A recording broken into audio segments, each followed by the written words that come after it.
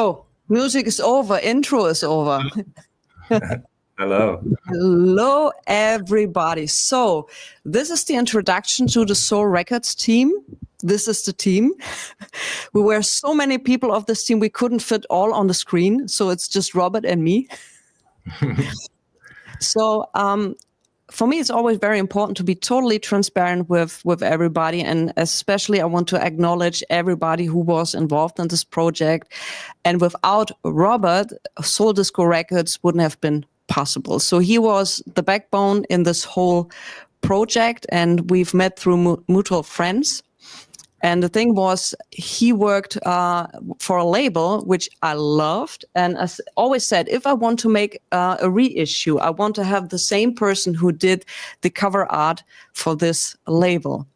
And fortunately, Robert agreed and helped me tremendously through this whole process about licensing things, contract things, record plant things. And like I said, without Robert, all of this wouldn't have been possible.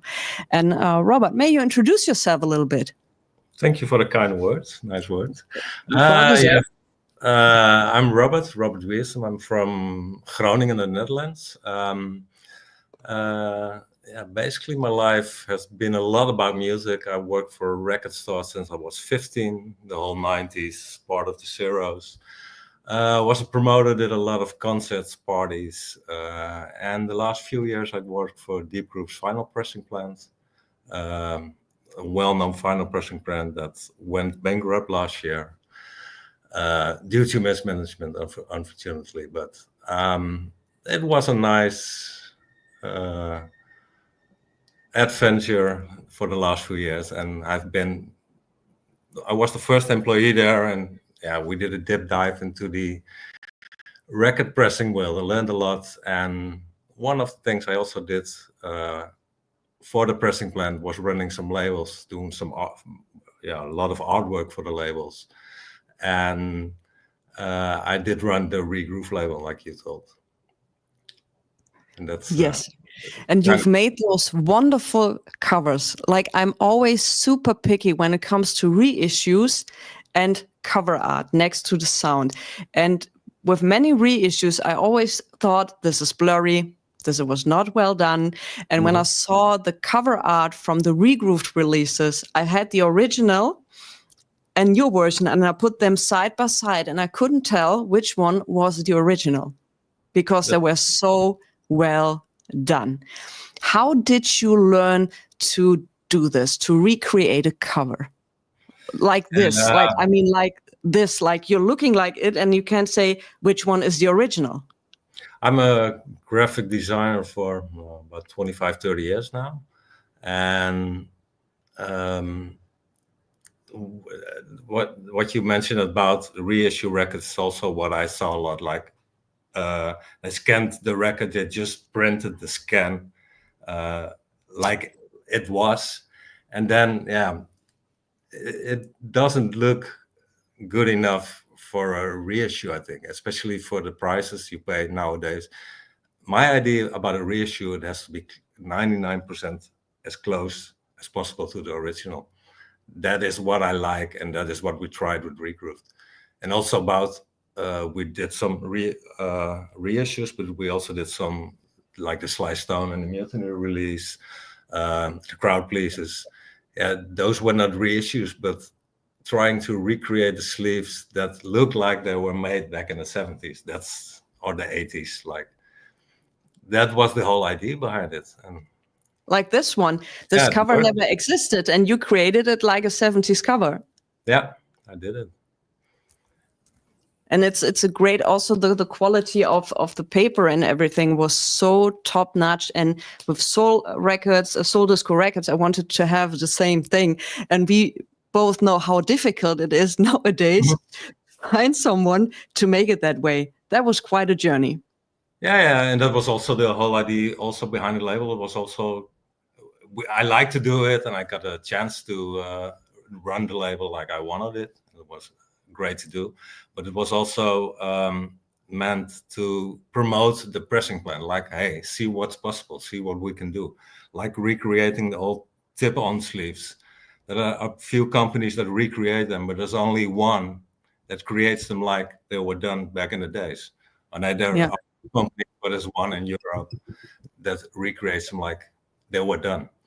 Yeah, and you in the beginning when we started, they also we also developed the sleeves like they should look like it's almost they are from the 70s. That's yeah, and thankfully you still had the contact, so the sleeves for all of the SoulDisco reissues will be also done in the exact same factory as the one which were done with regrooved. Yeah, exactly the same printers. Exactly. Yeah. And, you know, when I first looked for pressing plans, it was always like with the jackets, it was a huge problem because that's not standard. And thankfully, you knew a pressing plant, Austro Vinyl. They immediately understood what cover I wanted. They immediately understood that I wanted the best and perfect way. So, yeah, I'm very happy to have teamed up with Austro Vinyl as well. And yeah, there will be some things about this. Yeah, George, you have a question? We will also get into this because I want to show you what Robert meant, because I will show you, and this should actually be easier in my humble opinion because the format is smaller, to do a recreation of the cover art. And I might make myself big for a moment. So this is the cover art you find on those reissues. And if you compare those with the original cover, whoops, you see that even on this, I hope you can see that a little bit, the picture is totally smushy. The font color is not the correct one. And that was an easy, not an easy, but a difficult task for many, because they just scanned the picture and just used it and printed it. And you pay some high prices for these releases. Yeah, I don't know if they just printed it like the scan, but yeah, they worked on it and they changed the color settings. And yeah, I think you should keep it as close as possible to the original. But then it's also still hard to make a one-on-one match because the color scheme also matters, and the printing company matters. But if that's all okay, then you will get as close as possible reissue. Yeah, and we're getting questions like, Robert, please explain about finding the fonts and enhancing photo scans. Thank you. So we will get to this right now, George, because I'm sharing a world premiere with you guys. So this is the cover art for the upcoming reissue. So what you see is the printing proof. They call it that way, but it was not printed out. You get a digital proof. What you see up here are the lines where the cover will be cutted. And but you're right, a professional job is never done at low cost. And I can assure you that Robert spent hours with this cover because it was not an easy one. So what you see here is it's not smushy. That's a clear picture. It was, we have here now the melody of life. And I zoom in a little bit to show you guys the spine. I hope this works. Hold on. Even if you zoom in, I have it now, I think on 200 or even more. So you have a very clear picture of her face. So here is the spine where you can see, let's get up. Let's see, everything's clear. So here's the spine where you can see Gwen McRae. That's the album title. Something which I'm very proud of, SoulDisco Records. And here you have the catalog number, which is SD001. And as you can see, even if you make a close-up on these are absolutely top-notch.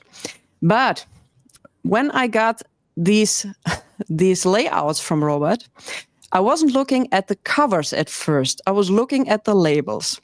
And I was very impressed because here are the labels for the record, where you also can see where the printing will be cut, and around this. And if you switch between side A and side B, you see that there is a movement in up here, Melody of Life, Gwen McRae.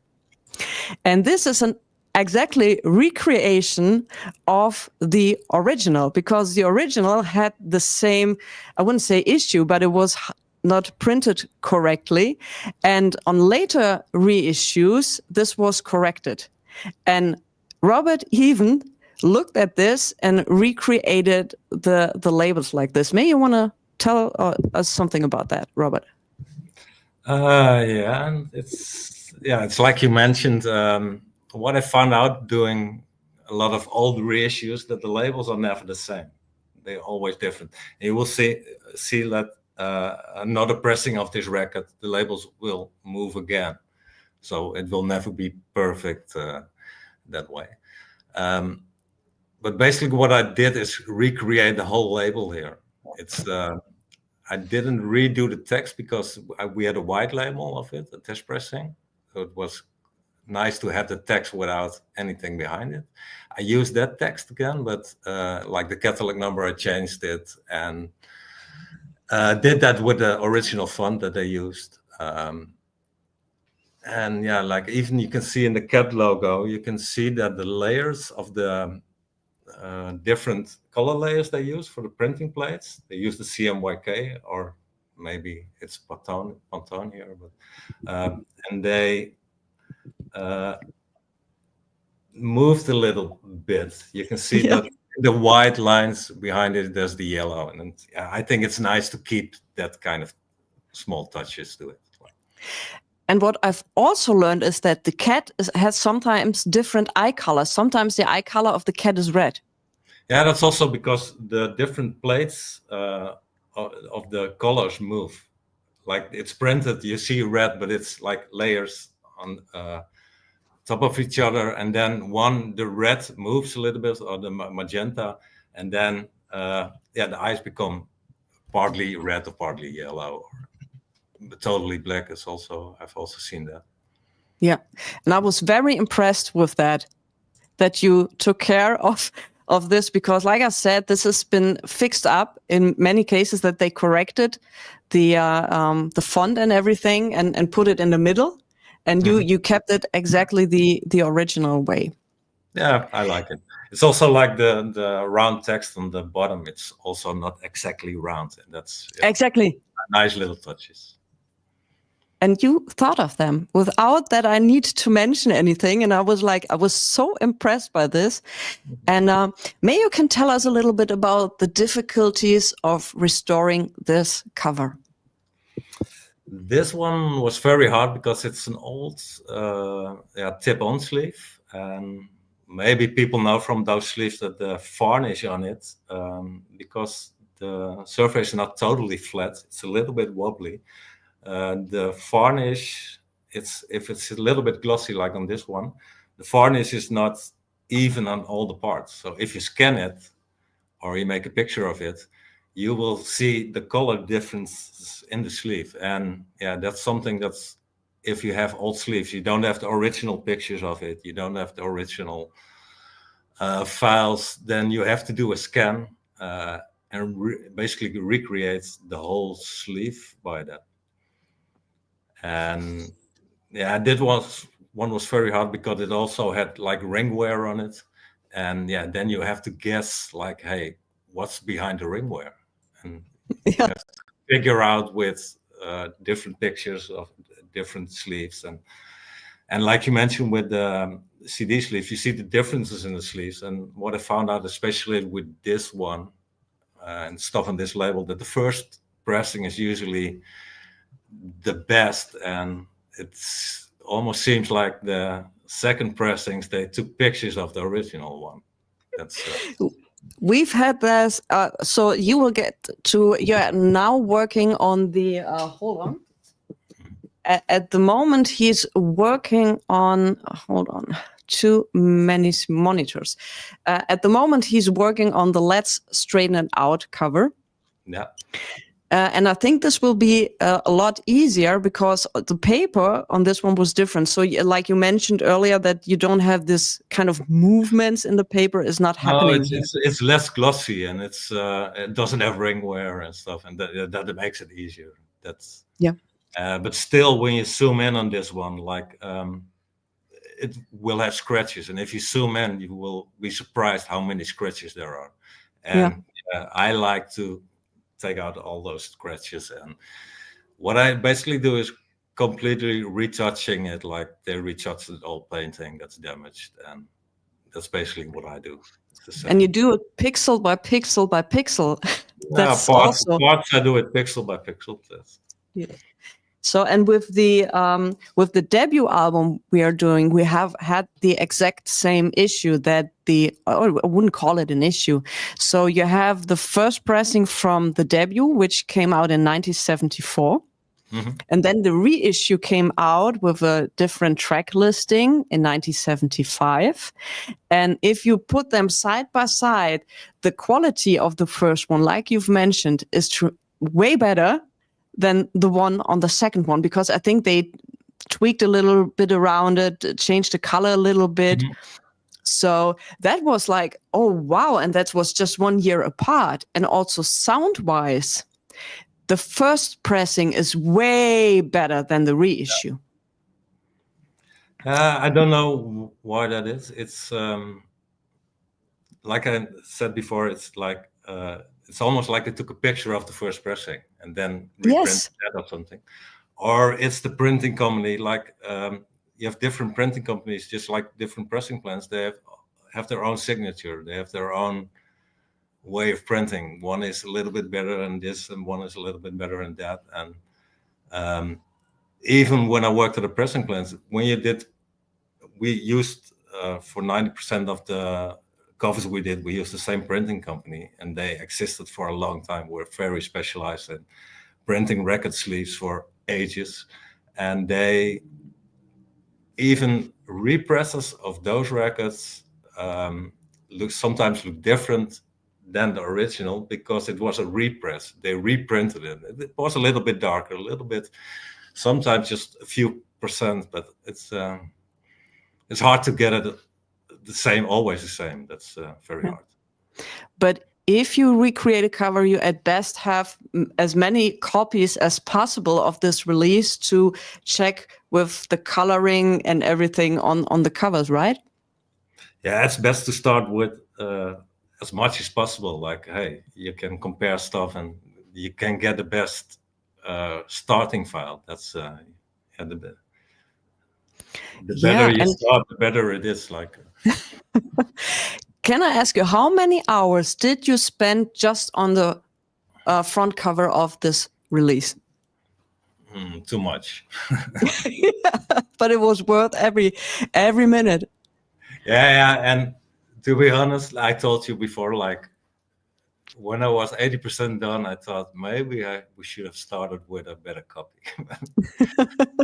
Almost done, so that's and I learned a lot from it. It was nice. Yeah, and also finding the right color of this, I think that's a very unique font using in the late 70s. I have hardly seen any records who use the same kind of style. Also finding that right pinkish tone must have been very challenging. Yeah, that's also a little bit guessing, like what you also have with printing and with sleeves. Yeah, people probably know when you put a sleeve in the sun, the color changes. When you put it in the sun for 1-2 years, the print will almost completely be gone. And it's also always guessing, like when you see the different copies, like even of the same pressing, the colors they differ from each other. So that's then you have to guess how did it look like, and then it's really like, oh, this fits nice to the picture. And this is fun, by the way. It's airbrush. Hold on. Yeah. George asked, is that a real font or freehand creation? And Robert just answered this. So it was sprayed? No, it was airbrushed. And then what you see a lot with these old sleeves, before they had Photoshop, those letters were really like airbrushed, and then somebody cut them out and they were glued on the picture. That's how it happened back in the days. And then they took a picture again of the whole sleeve, and that's what they printed. And They when took you a picture. yeah, but when you zoom in on this, you can see the cutting lines where they cut in. I don't know if you still see it. Hold on. I'll make it big. I'll make it big. Maybe up But you can here? basically see it's like, yeah, that's the black and Here. the Yeah. yeah. And here. Yeah, I see it. Wow, that must have been a hell of a job to do that. For them back in the days, like. Yeah, for them back in the day. That I must have basically been did the difficult. same. I recreated it also, like. Yeah. And what I do with this, I make an extra layer of it. I take it apart from the whole sleeve and then work on it. So it's basically recreating it, restoring it. Like. Why do you think that on other reissues the picture gets so smushy and loses so much detail? Is it a scanning problem or what is it? Because here, like I said, I can zoom in like forever and I still have a clear picture. Like, yeah, hard to say. It's I think it's done too quick, too cheap. It's like scanning and maybe editing it a little bit and then just reprinting it like. Because I've never seen the earrings. This is the first time now I see that she's wearing an earring, and wow. This earring is the first time I really see that she's wearing an earring up here. So this was not clearly visible. It must have been. Yeah. Now Wow. I also see it. I've seen it before. Yeah, you. So, and let's talk about the back of the cover. So also here, I think a really badass part was I zoom in and you can see all the fonts are very clear. There's not smushy. Betty Wright and Mr. McKay signed, and even recreating this must have been hell, I think. Yeah, it's a lot of editing, a lot of deleting and editing, and just retouching it, like having the original next to it and retouching it till it looks original, and keeping in mind that it gets printed and that ink smears out, like so really small parts maybe need to make them a little bit bigger, or and as you can see on some reissues, and you can check that on Discogs if you see the pictures from the reissues, they didn't use the original back cover. They used just the titles, but not all of this. So I think, there was some, at least I think two, or I have seen it on one where they didn't make the whole fuss about it. They just had the titles and that's it. Thank you. And as you can see, so all the fonts, this is all very clear. You can clearly see everything, and that's what's really been done great. So actually, this is the original cover art, and the only changes were made, and this was very, very important to me, is that the people who were involved, so the person who mastered it and who made the artwork restoration with Robert, because he deserves all the credit in the world to put it up there. And what I was also was very nice to see my logo first time on a record. I never thought I'd see my logo on a record, so I had a little tear in my eyes the first time I saw it. I can imagine. Yeah. So how much time did you spend on this, on the back side, and what was the most challenging part for you? The back side wasn't that hard for this one. It's just basically a background color and the font, and it was still a lot of work because what I did here is like taking the fonts from the old sleeve and retouching them till they looked like they should. Because you also see a lot of damages and scratches in the text, and then parts are missing, or when you scan it, there are a lot of like dust pixels on it, or ink is missing on some part, especially with this old tip-on sleeves. Like when you put them on a table or something, the highest parts get damaged easily, and you can see it on tip-on sleeves. They're all the white dots when you check them well. It's like also the ring wear. It's also white dots. And the more ring wear you get, the more white parts, and that's all for the whole sleeve. Usually when you see a sleeve, you don't really see it, but when you zoom in, Sure. you have to lead and retouch all those parts. And I think the hardest part with this is like finding the right colors, finding the right brown, and especially because brown is not really easy to print. Easily get too dark or too red or too.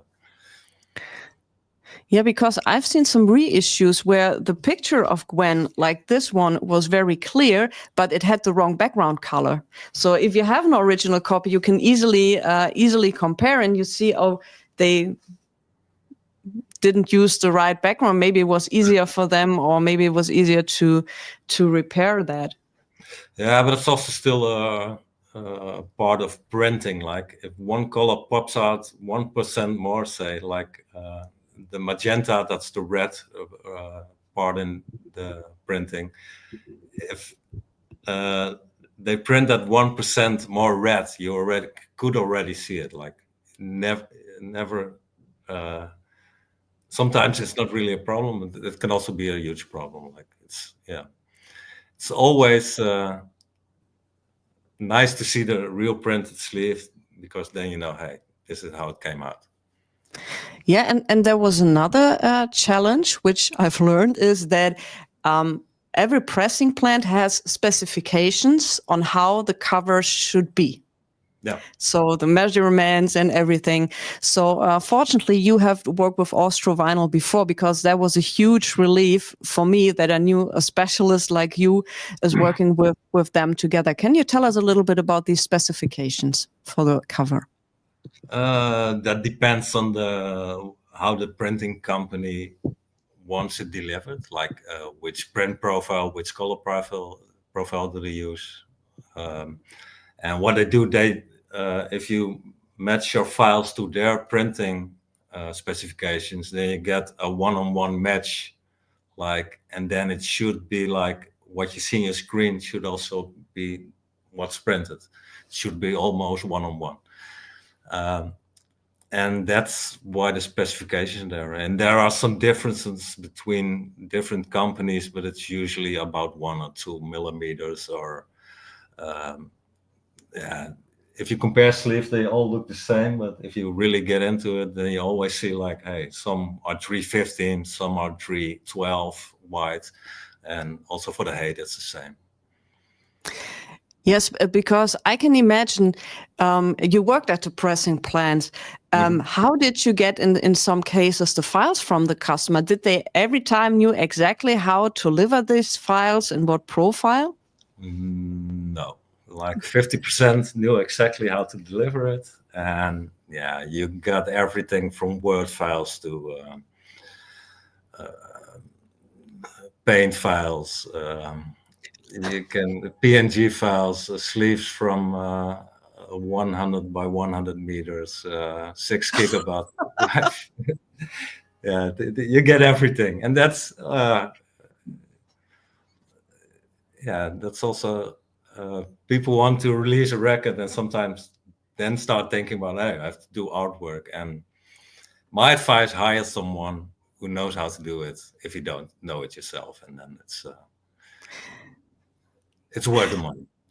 How much when somebody sends you like a 6 GB file, I don't know, paint file, how do you tell your customer, could you please deliver it in this format? Yeah, we had specifications, and we always communicated it to customers like, "Hey, we want it like that." It was on the website, but sometimes people, yeah, don't read and they just deliver what they want. We just politely ask them to change it and help them if they didn't know how to change it. So, That's great customer service. yeah, sometimes you have to. But you're really surprised what you get. But it's the same for like the audio you get. Like, yeah, sometimes we were really surprised. Like, oh, Yeah. spend so much money on a record, and then you deliver like this. Yeah, that's. Yeah. So you worked at Regrooved. What are you now doing? What do you have for future project next to the upcoming reissues up here? No, doing reissue stuff here, and I'm basically starting my own company now. That's what I'm working on, and I'm looking for more work in this direction and IT based stuff like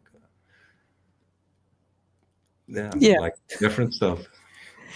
So I can't wait for your label to start up. I'm also starting a label. I'm working on that. Could you mention it?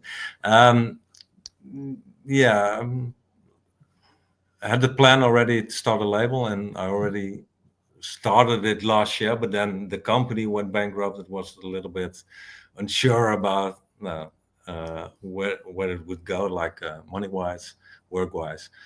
But now it's progressing. The plan is to release the first album in July, and it's from an artist here from Groningen, which I think is great. It's really, the first album is going to be jazz funk, but it's electronic, and he plays everything himself, and it's like trip hop jazz. I think it's his own unique sound, and yeah, somebody said it's like you heard a Headhunters play, but it's one guy, and it has it sounds like Herbie Hancock and the Headhunters mixed with electronics and modern jazz. Yeah, I would call high-tech jazz, but it's also like very easy trip hoppy. Like you have to hear it, and yeah, I've heard some tracks already, and I was quite impressed. I liked it a lot. Yeah. So it's hard to describe. People have to hear it, but soon it will be out, and that's the first release. And I'm already working on the second one. So that's and the nice thing about this artist, he creates or he makes music for about 30 years now. I know him for a long, long time. And he's a video artist. He a digital media artist. He paints, but he just creates music, and he doesn't care about genres. He just makes stuff, and he has like really good electronic stuff, but also real ambient stuff, jazzy stuff. It goes all directions, and it's. I'm working. This first release is going to be the Archive series, and it's going to be a series of archives from this artist, and they're all going to be totally different. Already. Yes, I'm very excited about this one, Robert. If someone decides to make a reissue record label, which advice would you give these people? Get licenses. That's the hard part. Yeah, just if you can, just do it. If you want to, just do it, and make sure you got advice from the right people that already have some experience. Like the record pressing business is, there are a lot of good pressing plants. There are a lot of good ones. But unfortunately, you have also companies and brokers that are not that. That's more about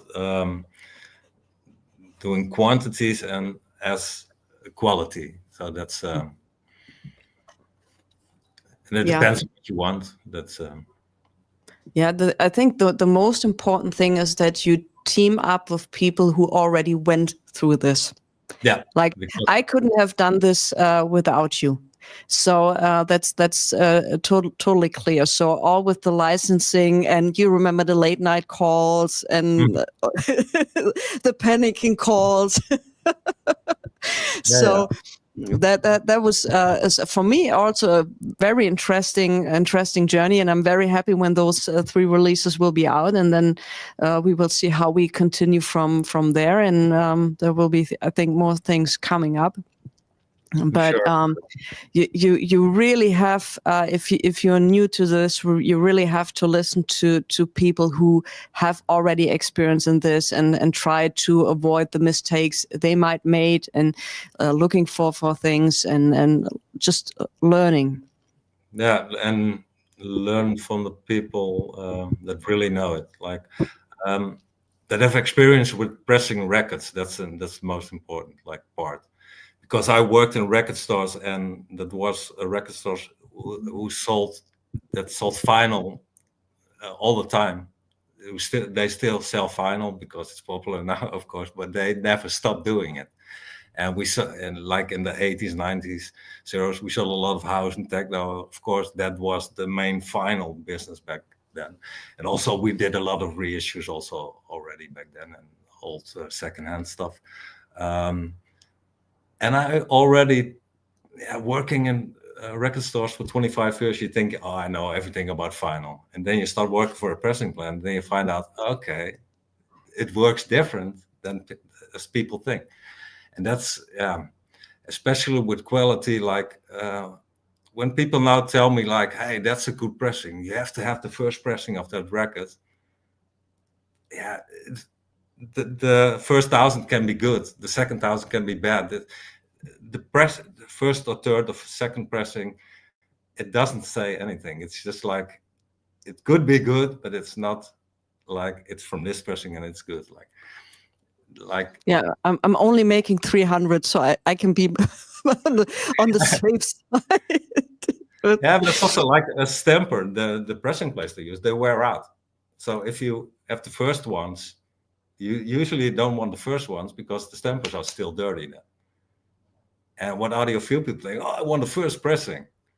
You don't want the first 10 or 20 because then the stampers are still, could be still dirty, and then they have to press. They have to start pressing them, and then 31, 32, and maybe earlier, like it could also be 11. But it takes some time before a good record comes off, and then it could still be like in the middle of the pressing, something happens with the press or the steam or the pressure, and then yeah. yeah, why is the stamper still dirty? It comes from the galvanics, and they spray on the lacquers. They spray a silver layer, and there the stamper gets attached to, and that's to separate it from the lacquer.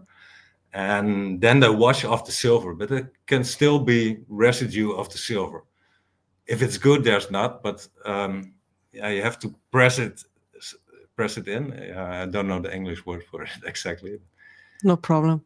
Yeah. But when I'm at Austro Vinyl, I will be standing right next to the machine, looking if there is anything left. I already offered myself to be in quality control when they do that, but I think I'm more in the way than everything else. Yeah, they probably won't like that. No, they But won't you will like also it. see, like in the pressing plant, they will constantly check it, like, hey, is it still okay? Because it's not like you put on a pressing plant and then 300 good records come of it once it's good. It goes like this, and then usually it's a flat line, but there could always something happen. If it's a good pressing plant, they have their production like on constant quality. That's what a good pressing plant works in, to keep that quality constant, and that's a lot of work. Yeah.